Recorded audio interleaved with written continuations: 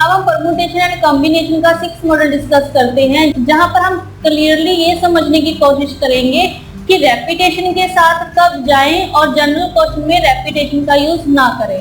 ठीक है, तो आइए इससे रिलेटेड फर्स्ट एग्जांपल करते हैं। क्वेश्चन है यहाँ पे, there are 4 candidates for the post of a lecturer in mathematics and one of is to be selected by votes of 5 men. The number of ways in which the votes can be given as 1048, second option है 1072, third है 1024 और fourth है none of these। ठीक है, तो हमें question में पूछा गया है कि 4 कैंडिडेट्स हैं मैथ के लेक्चरर के लिए जिनको हमें सिलेक्ट करना है। ठीक है, और ये सिलेक्ट होंगे जो 5 मैन हैं हमारे पास, इन 5 मैन की वोट के द्वारा इनको सिलेक्ट किया जाएगा। ठीक है, तो हमने बताना है कि हम कितने नंबर ऑफ वे से इनको वोट दे सकते हैं। तो यहाँ पर लेक्चरर के हर कैंडिडेट के लिए यहाँ पर वोट्स हैं। वोट्स हम मान लेते हैं कि है V1, V2, V3, V4 and V5। 5 person है यहाँ पर, 5 मैन है जो वोट कर रहे हैं इन 4 कैंडिडेट में से एक मैथमेटिक्स लेक्चरर की सिलेक्शन के लिए। ठीक है, तो सपोज कि पर्सन 1 की वोट है, पर्सन 2 की, पर्सन 3 की और पर्सन 4 की, पर्सन 5 की वोट्स दी हुई है हमें,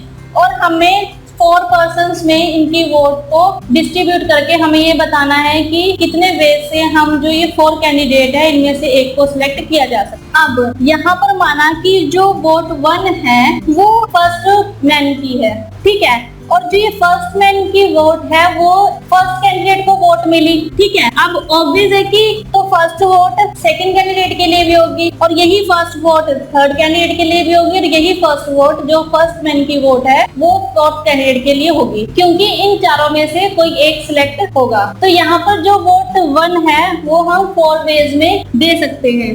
ठीक है, तो वोट 1 यहाँ पर 4 वेज में दी जा रही है, तो वोट 2 भी 4 पर्सन्स को दी जाएगी, ऐसे ही जो वोट 3 है वो भी 4 पर्सन्स को दी जाएगी, वोट 5 भी, वोट 4 भी एंड वोट 5 भी इन 4 पर्सन्स को दी जा सकती है। तो अगर हम इसे प्रिंसिपल ऑफ मल्टीप्लिकेशन की हेल्प से करें तो ये आंसर होगा यहाँ पे 4 की पावर 5 यानी कि 1024 वे से जो है वो हम वोट को दे सकते हैं इन 4 कैंडिडेट को।